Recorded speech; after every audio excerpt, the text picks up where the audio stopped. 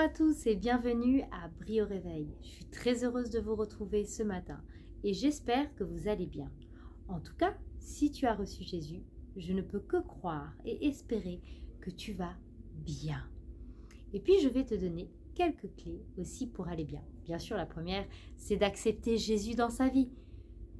Ça te permettra d'être toujours éclairé. Ça te permettra de ne jamais être seul.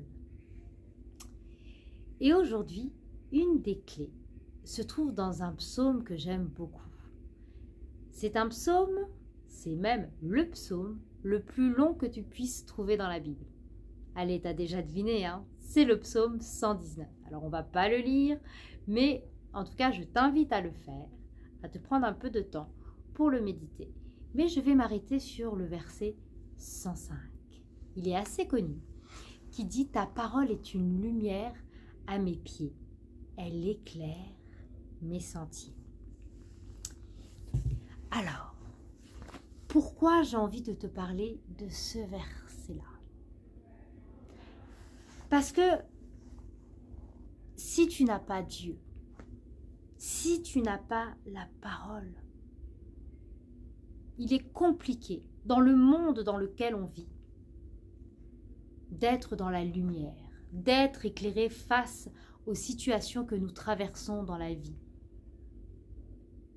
Dans la Bible, dans ce livre-là, qui a traversé des siècles, et pourquoi, vous savez, quand on est connu, la célébrité souvent ne dure qu'un temps. Il faut toujours se renouveler et trouver des superbes idées pour pouvoir garder son taux de followers. Mais la Bible, elle est restée déjà elle-même. Mais au travers de la Bible, tu as toutes les réponses. Je dis bien toutes les réponses à tes questions. Elle éclaire tes pieds en fait. Elle est en train de t'éclairer. Parce que, pourquoi elle éclaire tes pieds? Elle éclaire tes pieds parce que tu dois marcher. Parce que tu dois avancer dans la vie. Tu dois aller de l'avant. Mais si tu n'es pas éclairé, tu as vite fait de te prendre des embûches. Tu as vite fait de t'emmêler et de tomber. Mais si tu as la parole à tes pieds, si tu médites la parole jour et nuit comme il est conseillé dans la Bible, tu ne tomberas pas. Elle aplanira tes sentiers. La parole te mettra même en garde sur des choses qui peuvent arriver. Ainsi, tu ne tomberas pas. Ainsi, tu ne chuteras pas. Parce que la parole te dit comment agir dans ce monde. Même si c'est un monde qui ne ressemble pas au monde d'il y a un siècle, parce que les choses ont évolué. Mais pourtant, le combat reste le même. C'est le combat entre le mal et le bien, entre les ténèbres et ce monde de lumière qui est Jésus. Il y a un camp qu'il faut choisir. Moi, j'ai choisi le mien. Mais je dois savoir comment avancer dans ce monde-là. Comment être équipé, comment être armé. Et je ne peux que le savoir en étant dans la parole du Seigneur. En m'entretenant même avec le Seigneur. Mais si tu n'as pas la parole, si tu ne prends pas le temps de méditer la parole, comment peux-tu savoir?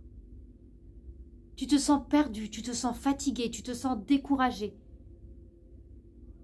Et vous savez, quand on a une âme qui est abattue, quand on est fatigué, on ne marche pas la tête haute, la tête fière. Non, on est souvent courbé. On regarde en bas, on se referme. On regarde tellement en bas qu'on peut voir ses pieds. Mais si tu as la parole, tes pieds seront éclairés. Tu sauras comment avancer. Tu sauras quelle stratégie adopter dans ce temps d'épreuve, dans ce temps de difficulté. Mais crois une chose, Et c'est ce que t'explique la parole. Rien ne t'arrive sans que Dieu l'ait permis.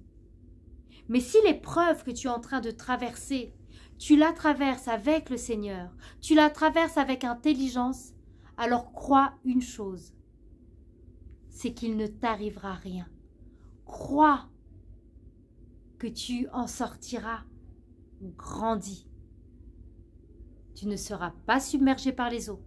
Le feu ne te brûlera pas. Mais par contre, tu seras plus fort. Tu seras plus intelligent. Et tu seras dans le combat que nous sommes en train de mener. Comment gagner? Comment triompher? Alors, aujourd'hui, je t'invite à prendre cette décision de chaque jour qui t'est donné de vivre, de lire la parole. C'est un soutien précieux. C'est un soutien indispensable pour être fort. Qu'aujourd'hui tu puisses prendre cette décision. Et si c'est un petit peu difficile, eh ben, tu sais quoi? Demande à Dieu.